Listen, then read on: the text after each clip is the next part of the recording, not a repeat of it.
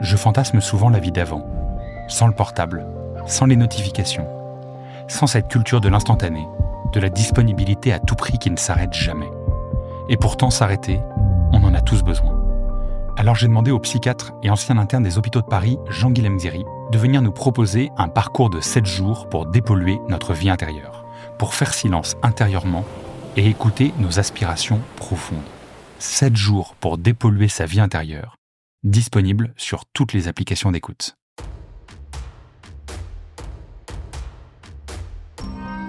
Bienvenue sur la chaîne Edera. Nous vous proposons des lectures de contes, mythes et légendes anciennes. Dans l'attente de pouvoir vous retrouver pour la rentrée, nous vous proposons durant ce mois d'août la version complète de certains de nos épisodes. Voici le 2e, La forêt de Brocéliande et la légende de Merlin l'Enchanteur d'Édouard Churet. Alors éteignez les lumières, installez-vous confortablement et laissez-nous vous emporter dans cet univers.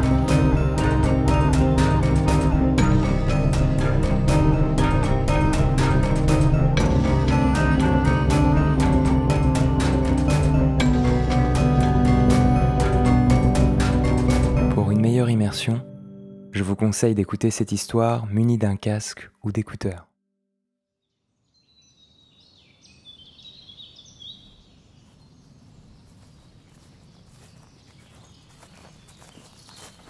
C'était aux environs de Pleuhermel. J'avais marché tout le jour par des chemins creux, des montagnes, des bois, des landes. Le soleil d'après-midi plombait de tous ses feux sur le désert des verdures sauvages. Lorsque, dans une vapeur violette, je vis poindre le clocher de Concoret. Ce vaste amphithéâtre couronné de bois sombres, c'était le Val des Fées. Le Val sans retour, comme l'ont appelé les trouvères. J'étais enfin dans l'antique forêt de Brocéliande, vieux sanctuaire celtique, dont le nom, Coat Bec Elan, signifie forêt de la puissance druidique, contrée immortalisée par la poésie chevaleresque du Moyen-Âge. Et devant moi, cette fontaine, près de laquelle on voit 2 pierres couvertes de mousse que domine une vieille croix de bois vermoulu, c'était la fontaine de Barenton et le tombeau de Merlin. C'est là que, selon la tradition bretonne, le barde devin fut endormi par la fée Viviane et qu'un magique sommeil ferma pour toujours les paupières du grand enchanteur. Que de pèlerins sont venus ici, attirés par le mystère troublant de cette légende, par ce personnage fuyant, énigmatique, mais ni le susurrement ironique de la source, ni le balancement des genêts en fleurs, ni la forme bizarre des pierres brutes ne leur ont rien appris sur l'orphée celtique. Le prophète des Bretons est resté le sphinx des bardes, et la forêt de Brocéliande a gardé son secret. Le plus vieux des trouvères, Robert Weiss, le dit avec un sourire fâché. Folle y aller, follement revint. Je m'en allais comme Robert Weiss quand j'aperçus, appuyée contre un rocher dont elle semblait faire partie, une bergerette de 15 à 16 ans, vêtue de loques, le teint hâve, les cheveux noirs pendants. La tête penchée, elle tenait sa quenouille suspendue à son fuseau et filait pendant que sa chèvre broutait une touffe d'ajonc. Je lui demandai mon chemin. Elle me jeta de côté plusieurs regards timides et farouches de ses yeux d'un bleu verdâtre, puis de son fuseau, m'indiqua la direction. Elle ne parlait pas le français, mais elle m'avait compris. « Est-ce là-bas la fontaine des fées ?» dis-je en désignant la fontaine de Barenton. Elle me répondit « Oman neket an inigir ». Les 2 ou 3 mots de breton que j'avais appris en voyage ne me suffisaient pas pour comprendre. Mais je crus deviner à son hochement de tête que cela signifiait « Ceci n'est pas la vraie ». En voyant qu'elle se mettait en marche, je compris qu'elle voulait me conduire à une autre source qui, selon elle, avait des vertus plus efficaces. Je la suivis longtemps par des chemins pierreux. D'une main, elle traînait sa chèvre, de l'autre, elle brandissait son fuseau, échevelé comme une arme, courant et sautant pieds nus sur les roches. Mais elle ne déridait pas. Toujours grave, avec ses regards obliques couleur de mer et couleur de forêt, elle restait la sauvage et mélancolique fille de la lande, défiante de l'étranger. Enfin, nous entrâmes sous une épaisse chenaie pour déboucher sur une combe de verdure ensoleillée. Elle chatoyait comme une émeraude entre les bois sombres.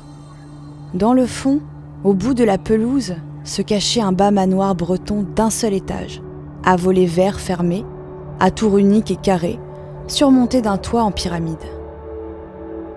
À l'extrémité supérieure de la combe, sous un petit bois d'aulne, enfoui lui-même et protégé par les bras noueux de la forêt géante, miroitait le bassin d'une fontaine, d'où filtrait avec un murmure discret un ruisseau coulant vers le manoir. La fillette y fit boire sa bête, et s'agenouillant au bord, dans l'herbe folle, but quelques gorgées d'eau dans le creux de sa main. En se levant, elle fit le signe de la croix avec les dernières gouttes et dit « Oman efeten ar azelu », ce qui signifie « Ceci est la fontaine des fées ». Puis, toujours ombrageuse et fugace, elle rentra sous le bois. Je m'assis sous les aulnes, au bord de la source, et je bus, moi aussi, de cette eau délicieusement fraîche, en demandant aux divinités du lieu de me révéler quelque chose sur l'âme du grand Myrdine. Dans ce personnage à double face, suspect à l'Église et cher au peuple, infernal pour les uns et divin pour les autres, m'était apparu toujours l'un des arcanes de l'âme celtique et comme le nœud vivant de sa destinée. Le soleil s'inclinait à droite vers la chevelure emmêlée des chênes, qui, vue à contre-jour, paraissait de plus en plus noire et impénétrable. Mais à gauche, une route lumineuse s'ouvrait dans la grande forêt entre les ormes et des érables 3 fois centenaires. Le chemin tournant, semé de genêts de fleurs, allait se perdre dans un bouquet de bouleaux légers et transparents comme la robe des fées. Et voici qu'au rayon du soleil oblique, je crus voir défiler sous bois, sur leurs chevaux bais, fauves et blancs, la troupe brillante des chevaliers d'Arthur, avec leurs cottes et leurs aumes luisants, leurs écus orange et azur. À côté du noble roi de la table ronde, chevauchait la blanche Guenièvre, au profil pur, au fin sourire, aux yeux doux et pervers, ayant la science du bien et du mal. Et derrière eux cheminaient par couple, au pas de leurs destriers aguerris, les héros d'aventure et la troupe des beaux amants, Éric et Énide, Yvain et la dame du Brécilian, suivis d'un long cortège. Puis, marchant à l'écart, les bras enlacés, Tristan et Iseut, enivrés de leur philtre immortel. Et Perceval, le Templier, fermait la marche. Il chevauchait seul et grave dans sa cotte grise, le chef incliné, rêvant à la coupe d'amour et de sacrifice, au Graal, qui confère la sainte fortitude, qui lave de toutes les taches et guérit de toutes les blessures. Elle s'évanouit, aérienne comme un songe dans l'or du couchant, la brusque vision du monde chevaleresque. Le soleil était descendu sous les chênes, et je plongeais mes regards dans la forêt de droite, devenue, sous quelques éclaircies sanglantes, encore plus noire et plus lugubre. Entre les colonnes torses de la vieille forêt, sur le sol d'un gris cendré de feuilles mortes, il me semble avoir les vieux bardes gallois et armoricains, leurs haches de bataille à la ceinture, la rotte ou la harpe sur l'épaule. Je crus distinguer parmi eux la taille haute de Taliesin et de Livarche le Vieux, Annerine l'inspiré et Gwenchlan, le lanceur de malédictions. Leurs faces étaient convulsées, leurs yeux dilatés par d'immenses colères et de terribles visions. De leurs bouches frémissantes s'échappait, en rythme sauvage, un flux de vers précipités comme des coups d'épée assénés dans une bataille sans fin, ou comme les vagues infatigables qui assaillent le rivage. Finalement, je compris le sens de leur imprécation. Ils vociféraient. Malheur aux ingrats, malheur à ceux qui ne savent pas se souvenir. La troupe brillante qui a défilé devant toi tout à l'heure est notre œuvre. Ces hauts chevaliers, ces belles amoureuses sont nées de nos larmes, de notre sang, de notre combat, de notre lutte séculaire contre l'étranger, saxon ou franc. Ces hommes et ces femmes sont notre race. Ils ont vécu parmi nous et nous les avons chantés jadis. Nous les avons conçus et enfantés, ces fils de nos joies, ces filles de nos douleurs. Et parce que nous avons été vaincus, vous nous les avez pris pour les travestir et vous nous avez couverts d'oubli. Que nous importe? L'homme, avec toutes ses créations, n'écombre vaines. L'esprit qui l'anime seul est vivant, et rêver des formes nouvelles selon son verbe et sa vertu. Les parts oubliées ne sont pas à plaindre, mais à cause de votre injustice et de votre ingratitude, nous ne vous avons rien légué de notre science et de nos mystères. Vous vivez dans l'oubli de la vérité, vous ignorez les forces cachées de la nature, vous ne savez rien des 3 cercles de l'existence où l'âme transmigre.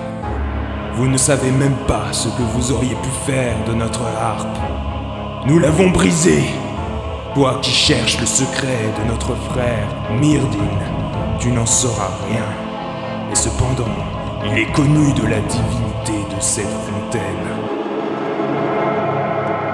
J'écoutais avidement.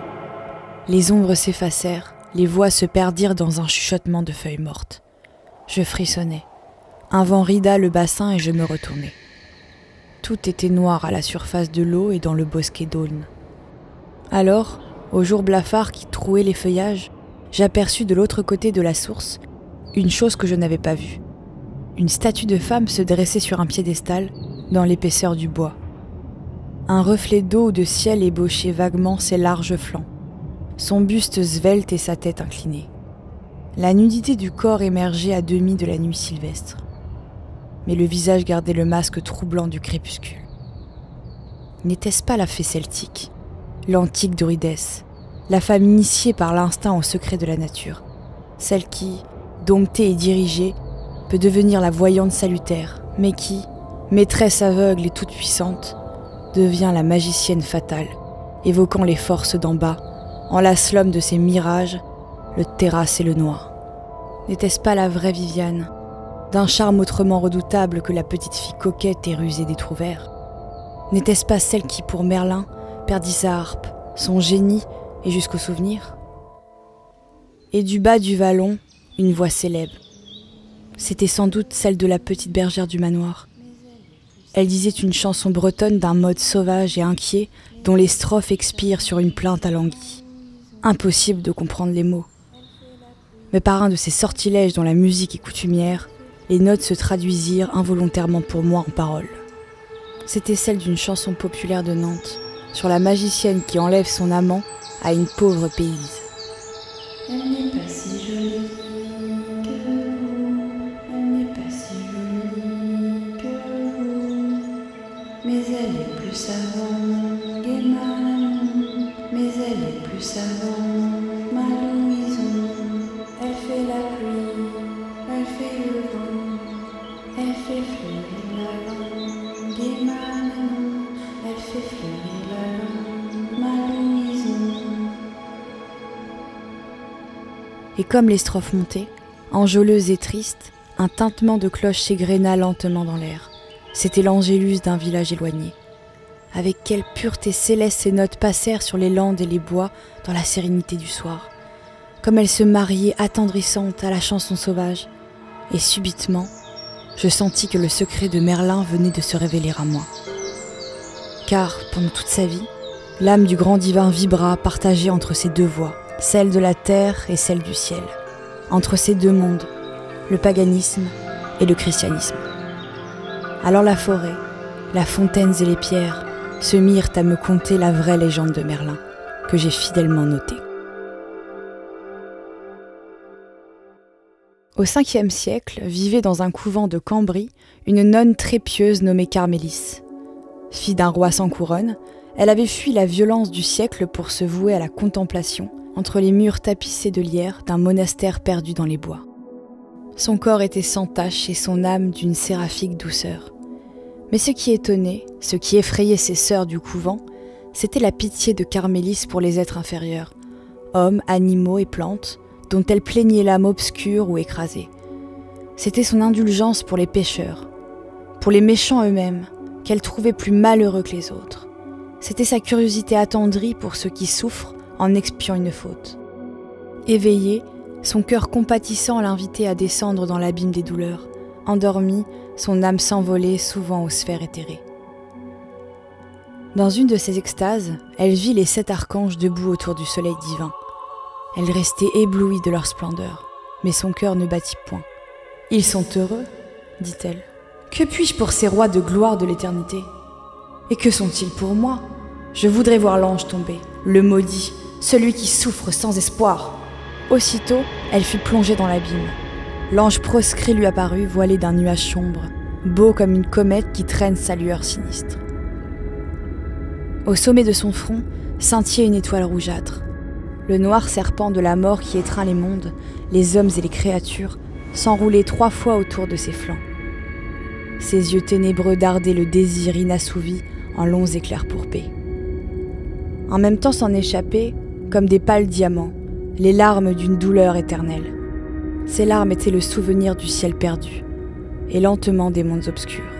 Des âmes tristes en naissaient. « Qui es-tu » dit Carmélis. « Je suis celui qui ne s'est point courbé devant l'Éternel.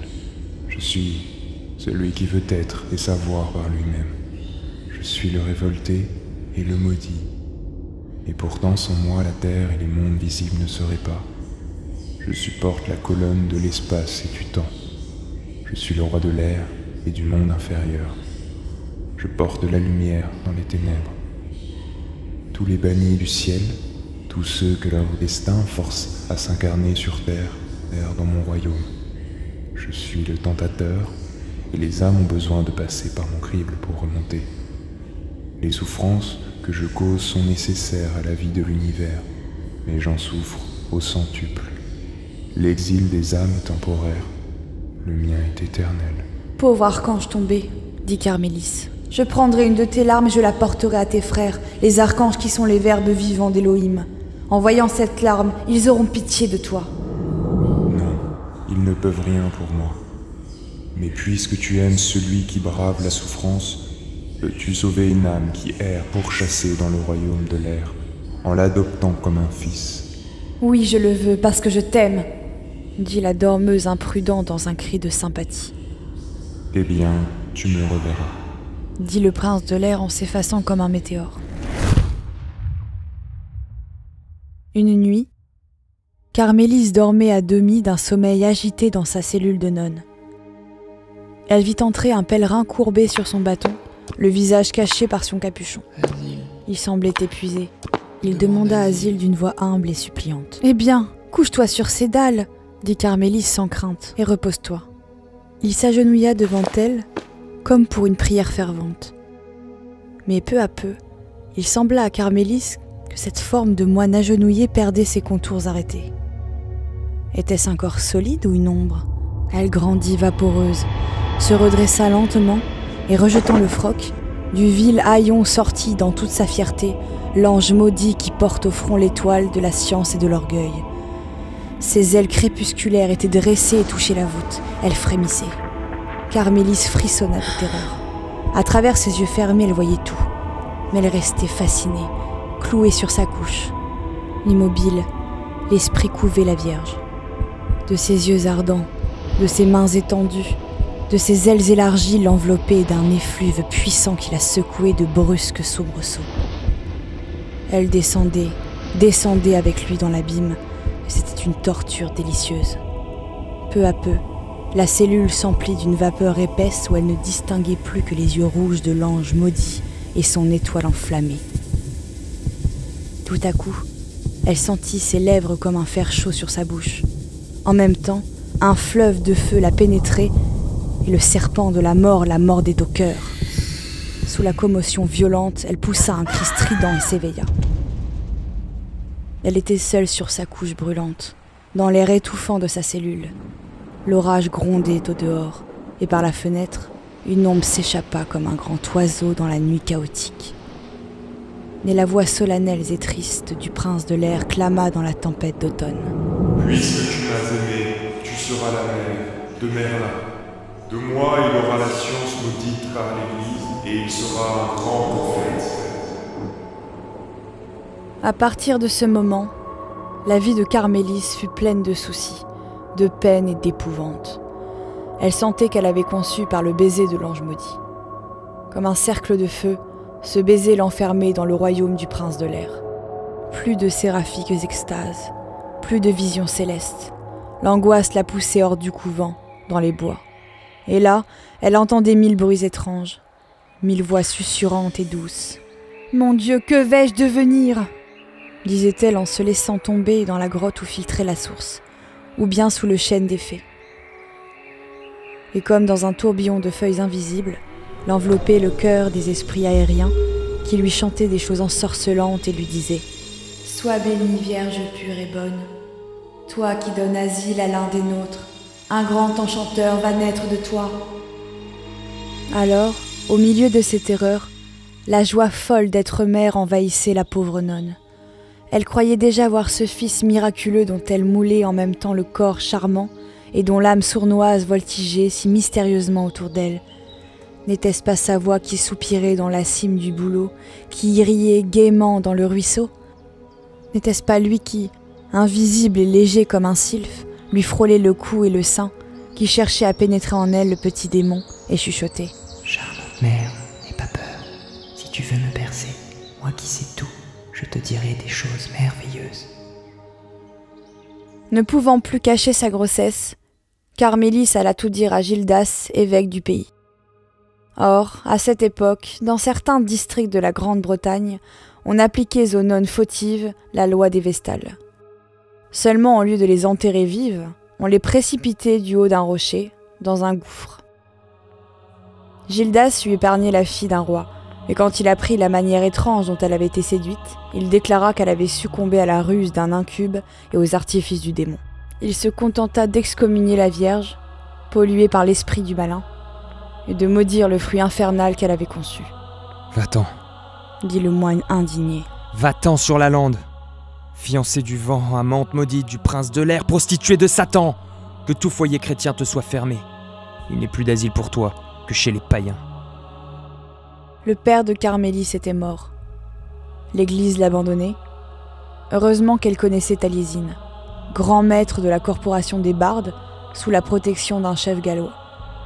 Ces bardes, tout en se disant chrétiens, avaient conservé leurs rites, leurs croyances, les arcanes de leur religion et de leur institution traditionnelle. Les gens d'église, qui voyaient en eux des rebelles et des rivaux, les considéraient d'un mauvais œil, les appelaient païens, relapses, hérétiques, et les attaquaient avec une extrême violence. Mais les héritiers des druides étaient encore très puissants, protégés des chefs, vénérés du peuple. Carmélis se réfugia auprès d'eux. Taliesin accueillit la nonne proscrite avec bonté et promit d'élever l'enfant. Sur une des côtes du pays de Galles, s'ouvrait jadis une grotte aujourd'hui disparue sous un éboulement, appelée la grotte d'Ossian. Comme la grotte de Fingal, dans les Hébrides, elle était formée par des colonnes de basalte serrées les unes contre les autres et se perdait dans les entrailles du mont en salle naturelle. C'est là que les bardes des anciens temps tenaient leurs réunions secrètes. C'est là aussi qu'eut lieu la consécration de leur prophète, de celui qui devait jouer un si grand rôle dans les annales celtiques. Cette consécration était toujours précédée d'une épreuve solennelle. Au pied de la montagne sacrée, à la sortie de la grotte d'Ossian, s'étendait une lande sauvage que les moines flétrirent plus tard du nom de lande maudite. Elle était semée d'un cercle de pierres druidiques. Au centre de ces pierres, il y avait une colossale en forme de pyramide. La nature ou la main de l'homme y avait creusé une sorte de niche où l'on montait par un escalier de roches superposées. On appelait ce menhir la pierre de l'épreuve ou la pierre de l'inspiration. C'est là que l'aspirant devait dormir une nuit entière. Au lever du soleil, le chœur des bardes sortant de la montagne sacrée par la grotte d'Ossian venait réveiller le dormeur. Parfois, à leur chant, on le voyait se dresser devant l'astre naissant et, frémissant d'extase, raconter son rêve divin en un chant rythmique. Alors, il recevait le titre de barde prophète. Il était considéré comme ayant l'Awen Isio, c'est-à-dire qu'un génie divin, son Awen, son génie à lui, qui, selon la doctrine ancienne, plane sur l'homme, parlait par sa bouche. Mais souvent, il arrivait que l'aspirant avait fui avant l'aube, ou que, saisi d'épouvante, il descendait de la roche en proférant des paroles insensées. En ce cas, Il était déchu de sa dignité. La tradition populaire du pays de Galles a conservé le souvenir de cette épreuve pendant des siècles, dans la légende de la pierre noire du Snowdon. Quiconque, dit-elle, dort une nuit sur la pierre noire de l'inspiration se réveille poète ou fou pour le reste de ses jours. C'est là qu'un vieux soir, le vieux Taliesin, entouré de collègues bardiques, conduisit son disciple Merlin et lui dit : Nous t'avons enseigné ce que nous savons. Nous t'avons montré la clé des 3 vies, celle de l'abîme, de la terre et du ciel. La science est l'abri et le voile de qui la possède. Tu pouvais vivre tranquille parmi nous. Tu as voulu t'élever au rang suprême. Tu réclames la clé des mystères, l'inspiration du prophète. Les signes te sont favorables. Une grande mission t'attend. Mais moi qui t'aime, mon fils, je dois t'avertir. Songe qu'à ce jeu, tu risques ta raison et ta vie. Quiconque veut s'élever au cercle supérieur, plus facilement retombe à l'abîme. Tu auras à lutter avec les puissances mauvaises et toute la vie sera une tempête. Parce que tu seras prophète, hommes et démons s'acharneront sur toi. La plus grande des joies t'attend, le rayon divin, mais aussi te guette la folie, la honte, la solitude et la mort. À ce moment, on vit s'avancer sur la lande maudite le moine évêque Gildas, son bâton pastoral à la main. Il jeta un regard de défiance sur l'assemblée des bardes et dit à leurs disciples : Merlin, je te connais. Tu es le fils d'une mère qui a failli, et l'esprit malin est en toi. Malheur à celui qui cherche la vérité sans le secours de l'Église et se dit inspiré sans avoir reçu sa sanction. Tu as bu le poison des hérétiques et tu cours à ta perte. Malgré cela, je veux tenter de te sauver. Suis-moi, entre au couvent, fais pénitence et deviens moine. Ainsi, sous ma direction, tu expieras tes erreurs et celles de ta mère, et je te donnerai le pain du salut. Taliesin répondit tranquillement à Gildas : Comme toi, nous adorons le Dieu unique et vivant. Mais nous croyons qu'il a donné la liberté à l'homme afin qu'il trouve la vérité par lui-même. Tu offres le port connu sans le voyage. Nous offrons un frêle esquif sur l'océan sans limite et la terre promise, au risque du naufrage. Merlin est libre de choisir. S'il préfère le port à la tempête, qu'il te suive avec la bénédiction des bardes. Jusque-là, Merlin était resté absorbé en lui-même, le regard fixe et rentré. Il n'avait répondu que par un sourire de dédain à la sommation de l'évêque. Mais aux nobles paroles du maître, une flamme jaillit de l'œil du disciple qui s'écria, dans un transport d'audace et d'enthousiasme : Je ne recevrai pas la communion de ces moines aux longues robes. Je ne suis pas de leur église, que Jésus-Christ lui-même me donne la communion. Pour la harpe des dieux, pour le rayon céleste, pour la couronne du poète, je veux risquer ma vie. Que je roule aux abîmes ou que je monte au ciel, je tenterai le sort. J'entends en moi d'étranges harmonies, j'entends gronder l'enfer, j'entends pleurer les hommes et chanter les anges. Quel génie est le mien? Quelle étoile est mon guide? Je n'en sais rien. Mais j'ai foi au génie, à l'étoile. Oui, je chercherai mon Dieu dans les 3 mondes, je pénétrerai le mystère de l'au-delà. Pour savoir, pour vibrer, pour jouer sur les cordes des âmes, je mets en gage mon corps, ma vie et ma raison. Ah, tu es bien le fils de Lucifer! dit Gildas en détournant les yeux avec indignation. Pervers, va ton chemin, l'Église ne peut plus rien pour toi. Et il s'en alla plein de soucis pour son autorité et de colère contre le rebelle. La nuit avait envahi la lande. Merlin monta sur la pierre de l'épreuve et entendit le chœur des bardes qui s'éloignaient, invoquer pour lui les génies solaires, dont les ailes blanches et transparentes se vivifient dans les océans du feu céleste. Leur chant se perdit au cœur de la montagne, sous la grotte tournante, comme le murmure lointain des flots qui se retirent et la montagne elle-même semblait clamer d'une voix toujours plus profonde. Dors, enfant des hommes, dors du sommeil désinspiré, et réveille-toi, fils des dieux. Bientôt, la lande fut envahie par les brumes. Elles s'étiraient en longues bandes sur la pierre de l'épreuve et finirent par l'envelopper tout à fait. Merlin crut y distinguer des formes grimaçantes et diaboliques, pêle-mêle avec des filles ravissantes. Dormait-il ou veillait-il ? Parfois, il sentait sur sa peau le frôlement de corps fluidiques comme des ailes de chauve-souris. Bientôt, une tempête furieuse balaya la lande maudite. Merlin se cramponna à la pierre pour n'être pas renversé par l'ouragan. Alors, une forme altière et ténébreuse sortit du sol. Une étoile blême tremblait sur sa tête, et sa lueur mourante éclairait à peine un front superbe, creusé de rides volontaires. Une main de géant s'appesantit comme un roc sur l'épaule du dormeur, et une voix creuse lui dit « Ne me reconnais-tu pas ? » Non. Balbutia Merlin, saisi d'un mélange d'horreur et de sympathie. Que me veux-tu ? Je suis ton père, l'ange de l'abîme, le roi de la terre et le prince de l'air. Je t'offre tout ce que je possède, la science terrestre, l'empire des éléments, le pouvoir sur les hommes par la magie des sens. Me donneras-tu aussi la science de l'avenir, la connaissance des âmes et le secret de Dieu ? Ce chimérique empire n'est pas le mien.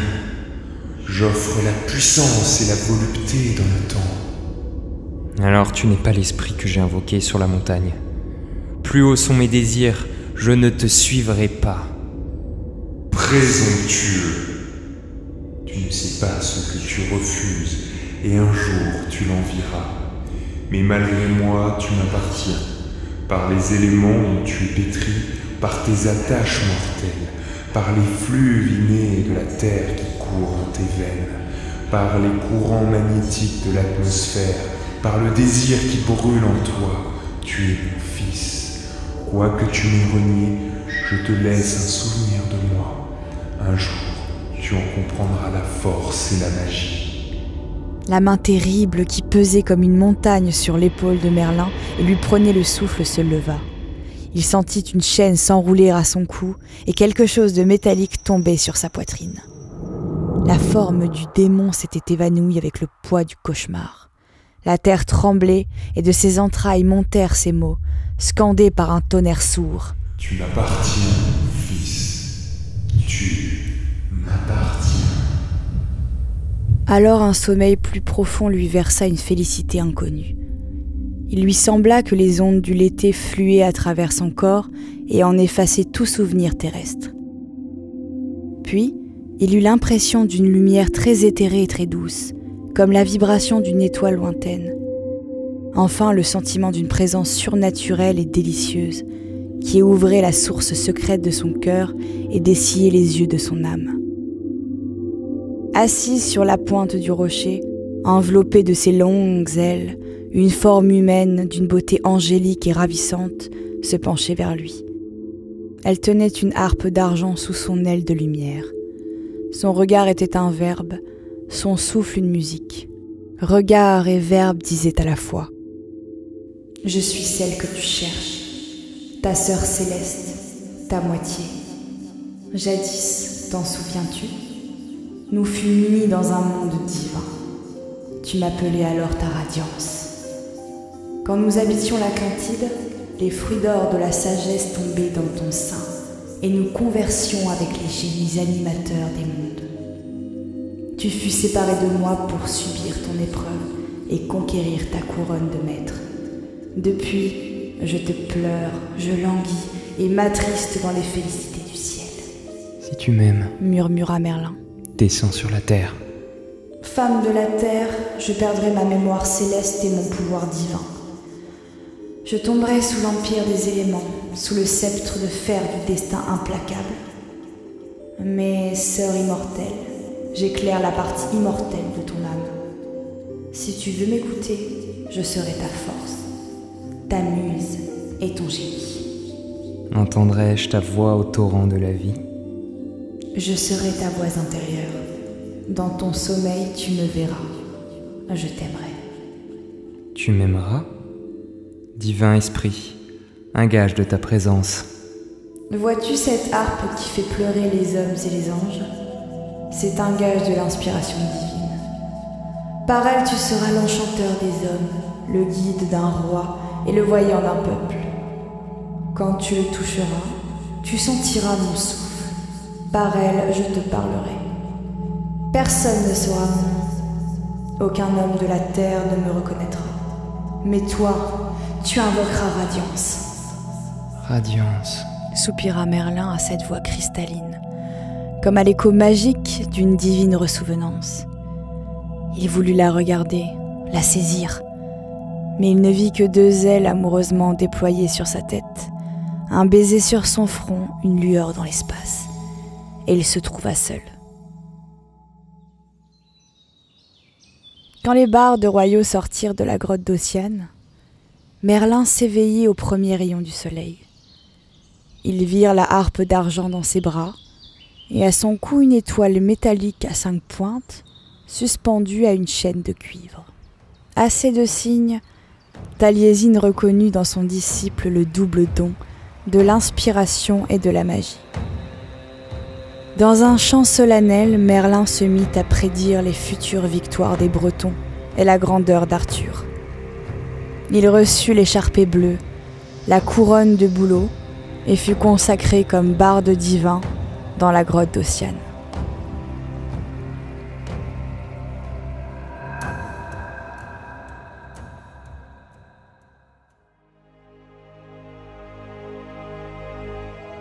Après avoir reçu la dignité suprême de ses maîtres, Merlin se rendit à la cour d'Arthur et devint son barde attitré, rang qui correspondait à celui de conseiller et de ministre.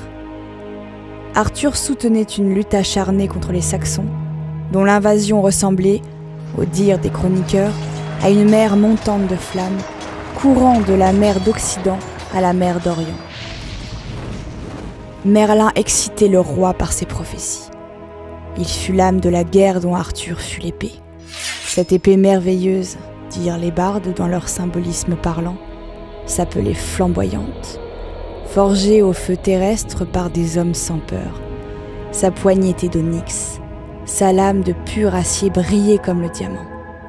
Elle paralysait le bras du lâche et du méchant.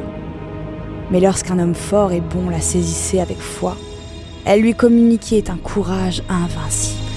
Alors elle reluisait vivante, s'irisait dans le combat des 7 couleurs de l'arc-en-ciel, jetait des éclairs, effrayait l'ennemi. Cette épée magique se trouvait dans l'île d'Avalon, au milieu de la mer sauvage. Un dragon veillait à l'entrée, un aigle tenait l'épée dans ses serres au sommet d'une montagne.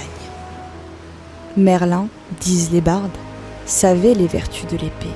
Il connaissait l'île, il y conduisit Arthur. Nouvel Orphée, il charma le dragon au son de sa harpe. Il endormit l'aigle par son chant, et pendant l'extase de l'oiseau, lui déroba l'épée flamboyante. Ainsi, le glaive magique fut conquis par la harpe divine. Bientôt après, Arthur remporta sur les Saxons la grande victoire d'Argoed, où Merlin combattit à ses côtés. À la rentrée triomphale de l'armée dans la forteresse de Caerleon, l'épée et la harpe entrecroisées furent portées par des pages sur un coussin rouge devant le roi et le prophète qui se donnaient la main. Et les bardes ont compté dans leur mystère que cette nuit, même Merlin vit en songe Radiance, l'ange de l'inspiration, qui lui parlait souvent par des voix, mais ne lui apparaissait qu'au moment solennel de sa vie. Radiance mit un anneau au doigt de Merlin et lui dit « C'est l'anneau de nos fiançailles, qui nous joint pour toujours. Mais garde-toi des femmes de la terre, elles chercheront à te l'enlever. C'est le signe de l'amour éternel, et c'est le gage de notre foi. Ne la donne à personne. » Et Merlin, plein d'enthousiasme, jura à sa céleste fiancée le serment d'amour éternel. Ce fut l'apogée de la gloire d'Arthur et de Merlin. Mais déjà, 2 démons humains, masqués de grâce et de chevalerie, rôdaient autour d'eux. La femme d'Arthur, la reine Guenièvre, cachée sous les apparences d'une grâce exquise et enjouée, une âme vaine, altière, remplie de passions violentes. Lassée du roi son époux, beaucoup plus âgé qu'elle, insensible à sa grande noblesse, elle avait jeté les yeux sur son neveu Mordred, jeune homme ambitieux, rusé et hardi. Mordred, qui avait ménagé au roi l'alliance des Pictes et des Scots, jouissait de sa confiance absolue. Les amants s'entendaient secrètement depuis des années, mais toujours menacés d'être surpris, ils en vinrent à désirer la chute et même la mort du roi. Mordred lui succédant, Guenièvre espérait régner avec lui. Pour atteindre ce but, la reine et son amant préparaient sourdement la défection et la révolte. Ils avaient vu d'un mauvais œil la grande victoire d'Arthur, qui contrecarrait leur projet. Merlin en était la cause, il gênait leur complot. Mordred et Guenièvre résolurent de perdre le barde. Un soir donc, que le roi fatigué de la chasse dormait d'un sommeil profond, la reine Guenièvre et Mordred s'approchèrent de Merlin qui était seul, assis près du foyer à demi éteint de la grande salle de Caerléon. « Tu sais, dit Guenièvre en souriant, que d'après la loi, la reine a le droit de demander chaque jour au barde du roi un chant d'amour pour la distraire. Mais à toi, le grand enchanteur, je ne ferai point si futile prière. Plus rare est ma fantaisie. On m'a parlé d'un philtre si puissant que lorsqu'une femme le fait boire à un homme, elle se l'attache d'un lien fatidique. Je désire ce philtre pour une amie. Peux-tu me le procurer ? Merlin regarda la reine et Mordred de son œil voyant. Il sentit se croiser entre lui la flamme haineuse du couple adultère, et dans cette lueur fugitive, il eut le pressentiment du complot ténébreux qui se tramait contre lui et le roi. Il répondit : « Reine, je sais que ce philtre existe, mais ma science l'ignore et mon art ne peut le procurer. » Mordred prit la parole et dit : « Oh, grand enchanteur, faut-il que je t'apprenne quelque chose ? Sache donc qu'en Armorique, dans la forêt de Brocéliande, il y a une fontaine. La magie des druides y évoqua jadis les esprits de l'air et de l'abîme. Une fée, une femme y réside aujourd'hui, la plus charmante et la plus redoutable des magiciennes. Pour l'évoquer, il faut le plus puissant désir et la plus grande volonté. Personne ne la dompta jamais. Toi seul, tu le pourrais. Elle possède le philtre que cherche la reine, et elle t'enseignera des mystères plus profonds que ceux que tu connais. » La magicienne de Brocéliande, dit Merlin. Pourquoi ce nom me fait frissonner ? Parce que dit Mordred. C'est la seule femme capable de lutter avec toi et de répondre à ton désir. Merlin, mon doux Merlin, dit Guenièvre, va trouver la magicienne de Brocéliande et pense à mon désir. Et ils laissèrent le barde plonger dans sa rêverie. La première pensée de Merlin fut de faire part au roi de ses soupçons sur la fidélité de Mordred. Puis, il songea au danger formidable d'une révélation prématurée et se promit de surveiller lui-même le neveu d'Arthur. Mais un désir plus fort que sa sagesse l'avait mordu au cœur. Le désir d'une femme qui serait son égale, l'envie de la dompter, de l'aimer peut-être. De quelle violence le souffle du couple adultère avait fait surgir de ses propres entrailles une âme qu'il ne connaissait pas, une âme enflammée de désir et couronnée d'orgueil. Il la découvrait avec épouvante. Si Radiance avait éveillé la partie éthérée de son âme, si elle avait fait briller en lui le vaste ressouvenir d'une existence céleste, le nom seul de la magicienne de Brocéliande remuait un tourbillon de mémoire terrestre, de joie terrible, de souffrance infernale. Le fils de Lucifer se retrouvait. Vainement, il se rappela les conseils du sage Taliesin, les avertissements de Radiance l'a tant aimé. La mystérieuse inconnue se dressait devant lui, inquiétante rivale, inéluctable tentation. Obsédé par cette pensée, Merlin ne dormait plus. Il se disait : En connaissant le fond de la femme, je connaîtrai le fond de la nature. Avant cela, puis-je me dire un maître ? Il demanda un congé au roi, sous prétexte d'aller voir Taliesin, et s'embarqua pour l'Armorique, qu'on appelait alors la terre étrangère et déserte. Et voilà Merlin, debout dans la sombre forêt des druides, devant la fontaine des évocations, que les uns appellent la fontaine de jouvence, les autres la fontaine de perdition. Car beau ou horrible, selon l'évocateur, tous les mirages peuvent en sortir. Merlin jette une pierre dans la source. Des cercles rident son miroir, l'eau bouillonne, un tonnerre souterrain roule. Puis, un sourd bruissement dans la forêt, et se déchaîne une tempête si épouvantable qu'elle renverse les arbres et fracasse la maîtresse branche des chênes. Impassible au plus fort de la tourmente, Merlin étend le bras sur la source, avec le signe de Lucifer dans sa main. Par ce signe, au nom des puissances de la terre, de l'eau, de l'air et du feu, du fond des âges passés et des entrailles de la terre, j'évoque la femme redoutable. À moi la magicienne. Après plusieurs appels, la tempête se calma. Une vapeur se condensa sur la source bouillonnante, et dans cette vapeur, Merlin vit s'élever une tour en ruine, ouverte, creuse et toute habillée de lierre. Une femme merveilleuse dormait dans cette niche de verdure, sous un toit d'aubépines et de chèvrefeuilles, légèrement vêtue d'une robe verte où frissonnaient des gouttes de rosée. Elle dormait, la tête appuyée sur son coude blanc comme neige. Torrent d'or fauve, sa chevelure s'enroulait à son cou et à son bras. Corps et chevelure respiraient la grâce enlaçante des forêts, la langueur fluide des rivières sinueuses. Merlin, ravi, n'osait pas s'en approcher. Il tira quelques accords légers de sa harpe. Elle ouvrit les yeux. Leur azur humide avait le sourire et la mélancolie des sources abandonnées qui reflètent la couleur du temps.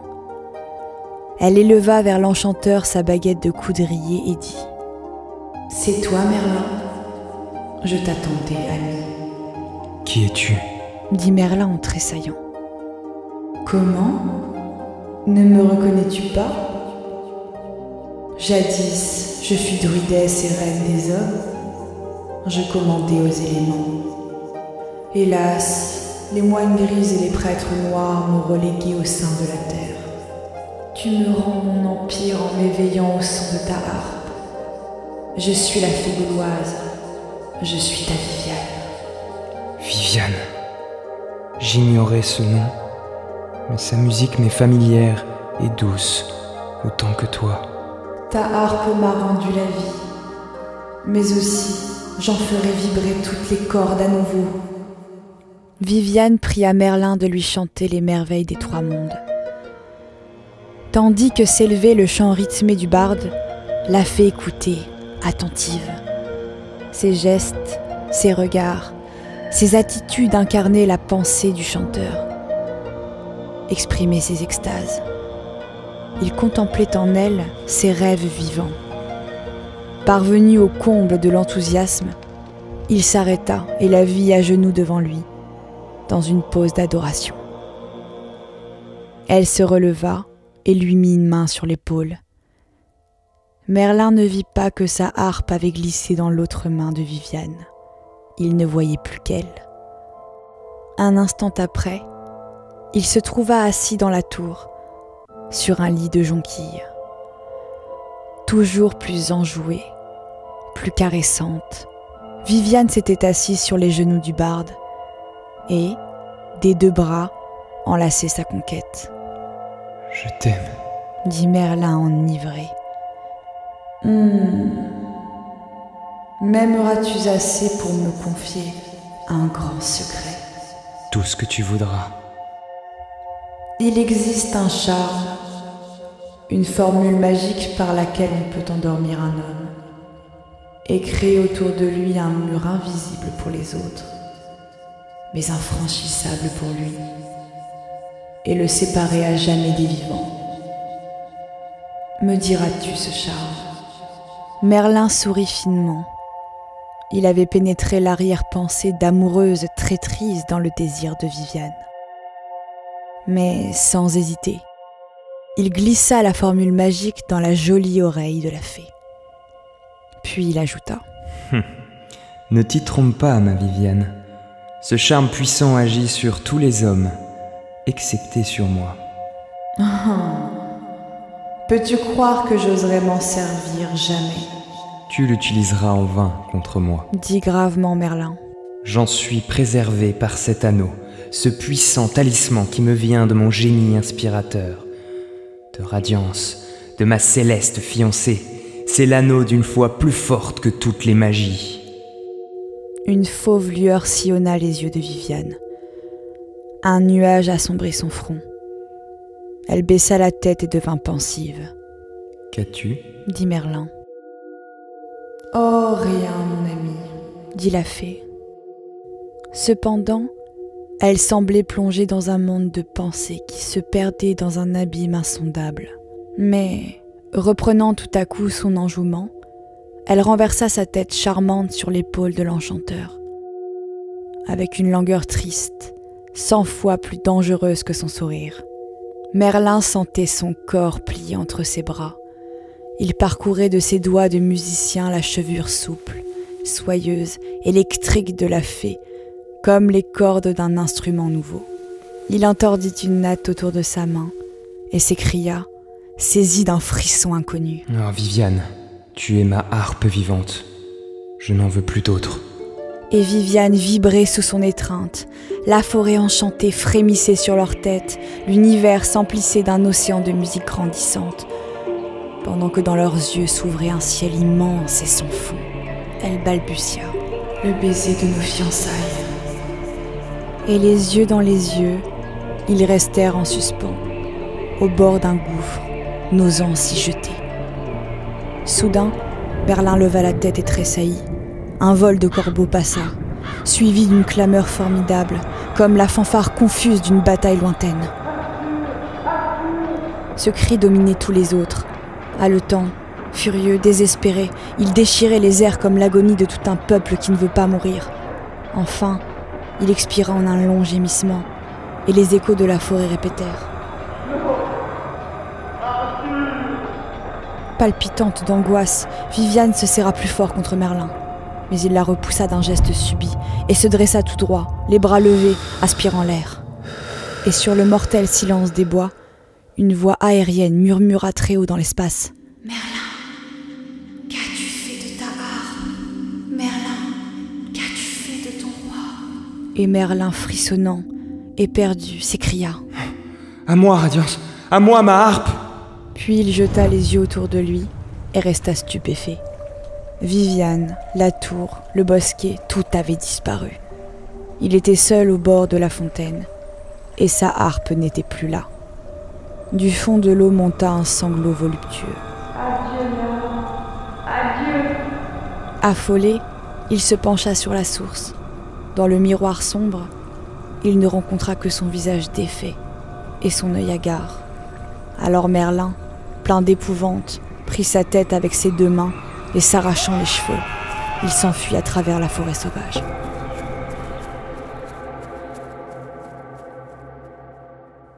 Les historiens bretons racontent qu'à cette époque, Mordred, le neveu d'Arthur, s'enfuit en Écosse avec la reine Guenièvre, entraînant dans sa révolte les Pictes et les Scots.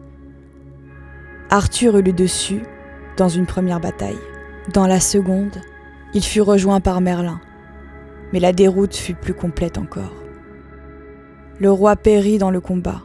Son corps disparut sous un monceau de mort. Personne ne le retrouva, pas plus que sa fameuse épée. Les légendaires ont transporté l'un et l'autre dans l'île d'Avalon. Quant à Merlin, accablé de désastres, assailli de remords et de fantômes furieux, il devint fou.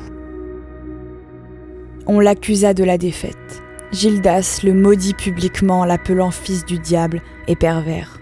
Le peuple qui avait divinisé le prophète triomphant jeta des pierres au prophète battu. Et l'on vit ce spectacle effrayant. L'élu des bardes, l'inspirateur d'Arthur, le prophète de l'épée victorieuse errant à travers champs comme un insensé, redemandant sa harpe aux forêts, invoquant tour à tour Lucifer et Dieu, Viviane et Radiance, mais abandonné de son génie et de ses voix divines. C'est alors qu'il rencontra sa vieille mère, la pauvre Carmélis, qui vivait inconnue dans une retraite profonde. Elle seule n'avait jamais cessé de croire en lui. Elle seule essaya de le consoler en lui disant « Mon fils chéri, expie ta faute, souffre ton martyre en silence, mais espère toujours. Il te reste l'anneau de radiance. Ne le perds pas, c'est ta dernière force. Par elle, tu peux reconquérir ta science, ta harpe et ton génie. » Mais un sombre désir, une destinée fatale ramenait Merlin vers Viviane. Il savait que Viviane était la cause de son malheur. 100 fois il l'avait maudite. Mais une sorte de rage tordait son cœur à la pensée qu'il n'avait pas même possédé la charmante et redoutable magicienne qu'il avait perdue. La revoir il fallait, ne fût-ce que pour la punir et la terrasser. Ici reprend la légende armoricaine. Revenu dans la forêt de Brocéliande, Merlin retrouva Viviane sous son bosquet d'aubépines. À demi couchée, elle tenait ses 2 bras appuyés sur la harpe de l'enchanteur. Sa chevelure pendait sur les cordes. Les yeux à terre, Viviane rêvait dans un affaissement profond. Il l'accabla de reproches, l'accusa de lui avoir volé son inspiration, sa science, son âme et sa vie. Viviane, immobile comme brisée, ne répondait rien. « Rends-moi ma harpe au moins. Je n'ai plus qu'elle. Et toi ?» « Je la gardais pour te la rendre, » dit-elle sans lever les yeux, d'une voix frémissante, à peine perceptible. « Mais moi, tu m'as repoussé. Je n'oublierai jamais. Il faut nous dire adieu. » Merlin, passant subitement de la colère à l'angoisse, se mit à supplier, éperdu d'amour. Elle resta longtemps impassible et absorbée. « Une seule chose pourrait me faire oublier le coup que tu m'as porté au cœur. Une marque suprême de ta confiance. L'anneau que tu portes au doigt. » « L'anneau de radiance ?» ?»« Oui, c'est lui que je désire. L'anneau des fiançailles qui me donnerait l'immortalité et me délivrerait de l'éternel tourment des morts et des renaissances. » « Tu m'arracheras plutôt l'âme du corps que cet anneau du doigt. » « Tu n'aimes pas assez ta Viviane pour lui donner part à ton immortalité. Alors pourquoi m'arracher de mon sommeil? Pourquoi me remplir de ton désir? Est-ce pour me rejeter aux démons? Ah, maintenant c'est au gouffre de l'angoisse éternelle que je vais replonger. » Et Viviane, se roulant sur sa couche, parut se dissoudre dans une tempête de larmes et de sanglots. Merlin regarda la femme en pleurs, plus tentatrice dans sa douleur échevelée que dans son sourire enveloppeur. Il la regardait et restait immobile, partagé entre 2 univers, suspendu entre la vie et la mort. Car ses bras qui se tordaient, ses yeux noyés, cette voix suppliante l'appelant éperdument. « Ne sois pas cruel, ne sois pas insensé, ne repousse pas la coupe de vie, bois le baiser de Viviane, c'est la science et le bonheur, la royauté suprême. Bois le baiser de Viviane et tu redeviendras le puissant enchanteur. » Mais la voix intérieure et profonde disait « Ne quitte pas l'anneau de l'éternel amour. C'est la conscience, la foi et l'espérance divine. Ne brise pas la chaîne céleste. » Si forte devint cette voix que Merlin dit tout haut. « Fée trompeuse, éternel mirage, femme d'en bas. C'est bien assez de m'avoir pris mon roi, mon peuple, ma gloire terrestre et toute ma vie. Tu veux encore me voler mon âme avec tes larmes. Tu ne l'auras pas. Radiance m'appelle. Je m'en vais finir ma vie dans quelque solitude avec ma harpe. Au fond de moi-même, je retrouverai mon ciel et dans un autre monde, mon génie. » À ces mots, Viviane se redressa avec un soubresaut de druidesse en furie. « Ce sera donc le néant que je trouverai avec un autre, avec Mordred. Il m'aima jadis. C'est moi qui l'ai repoussé. J'ai le pouvoir de l'arracher à la reine. Il viendra, et ce baiser d'oubli, ce baiser foudroyant que tu cherchais en moi, c'est lui qui l'aura, et moi j'y trouverai la mort. » Cette menace jetée avec une passion extrême troubla Merlin. Il se représenta la belle fée s'abandonnant aux bras de Mordred, et il en ressentit la torture d'une jalousie aiguë. Les yeux de Viviane dardaient un feu si sombre, sa voix frémissait d'un désespoir si violent, son corps exaltait une énergie si terrible que les sens de Merlin en furent bouleversés. La compassion, se mêlant aux flammes de la jalousie, vint amollir toutes les fibres de son cœur et fondre en pitié sa volonté d'airain. Je ne veux pas cela! S'écria Merlin en saisissant la main de Viviane. Elle répondait avec une fureur croissante. Trop tard, à moi d'entrer. Alors Merlin, oubliant tout, glissa l'anneau de radiance au doigt de la fée. Aussitôt, un grand calme se fit en elle. Une vie nouvelle entra dans ses veines. Elle se redressa lentement, passa ses mains dans ses cheveux dénoués et sourit. En même temps, il parut à Merlin que le meilleur de sa vie s'échappait hors de lui pour aller à Viviane, et que sa mémoire s'enfuyait par les brèches ouvertes de son être. Sûre maintenant de sa puissance, la magicienne prit l'enchanteur dans ses bras, regarda au fond de ses yeux et murmura l'incantation du grand oubli que lui-même lui avait enseigné. Il voulut résister au charme terrible dont le fluide l'envahissait, mais il n'avait plus ni force ni volonté. Une fois encore, l'image de radiance glissa devant son regard brisé, puis s'effaça comme une lueur dans un nuage. Alors, se sentant défaillir, il s'abandonna. Viviane radieuse, superbe, assouvie tenait sa proie. 3 fois son baiser triomphant tomba sur les yeux, tomba sur la bouche de l'enchanteur. Aussitôt, un voile épais roula sur les yeux aveuglés du prophète. Une mer d'oubli envahit son cerveau, noya ses membres, et le ciel disparut avec ses étoiles et ses génies.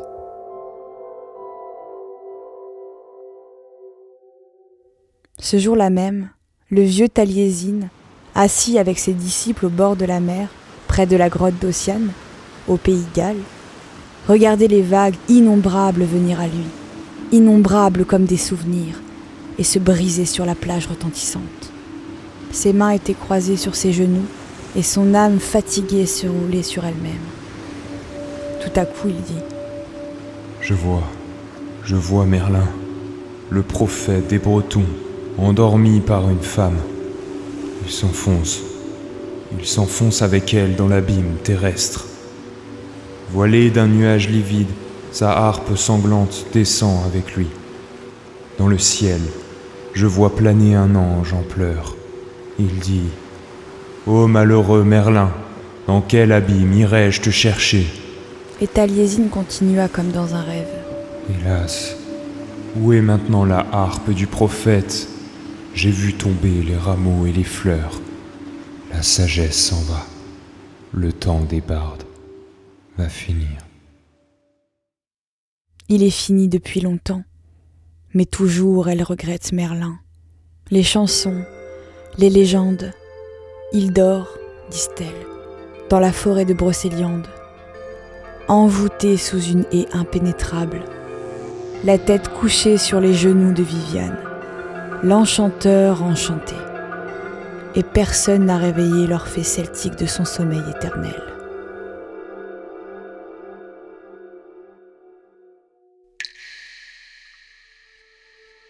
Elle n'est pas si jolie que vous, elle n'est pas si jolie que vous, mais elle est plus savante, Gai Manon, mais elle est plus savante, ma Louison. Elle fait la pluie, elle fait le vent, elle fait fleurir la langue, Gai Manon, elle fait fleurir la langue, ma Louison.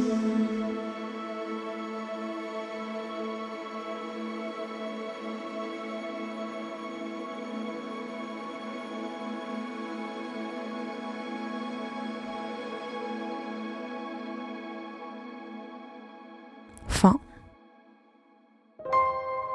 Je vous remercie pour votre écoute. À bientôt.